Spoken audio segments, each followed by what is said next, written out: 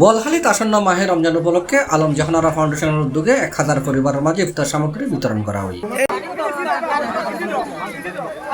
ফেব্রুয়ারি 21 তারিখ শুক্রবার বিকাল 3টায় উপজেলার সরওয়ারতলী ইউনিয়নের 1 নম্বর ওয়ার্ডের খন্দকারপাড়া আলম জাহানারা ফাউন্ডেশনের প্রতিষ্ঠাতা আলহাজ SM আলতাফ হোসেনের আর্থিক সহযোগিতায় মাহে রমজান উপলক্ষে দুস্থ অসহায় পরিবারের মাঝে এই ইফতার সামগ্রী বিতরণ করা হয়।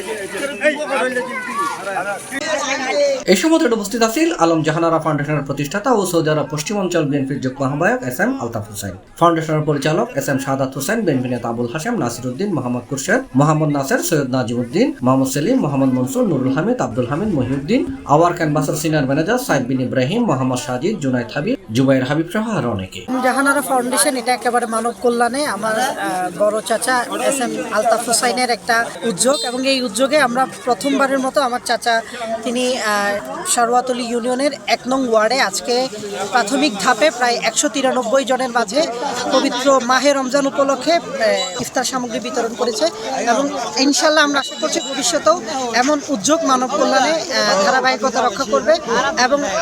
আশেপাশে যে পার্শ্ববর্তী প্রতিবেশীরা রয়েছেন তাদের যে হক, সেই হকগুলো আমরা তাদের কাছে পৌঁছে দিতে পারবো। নম্বর সরওয়ারতলী 1 নম্বর, 2 নম্বর, 3 নম্বর এবং 9 নম্বর ওয়ার্ড আরো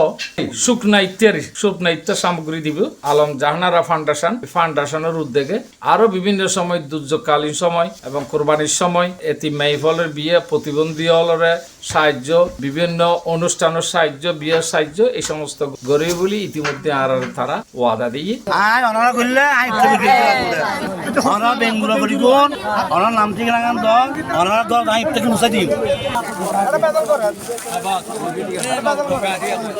C+ TV চট্টগ্রাম।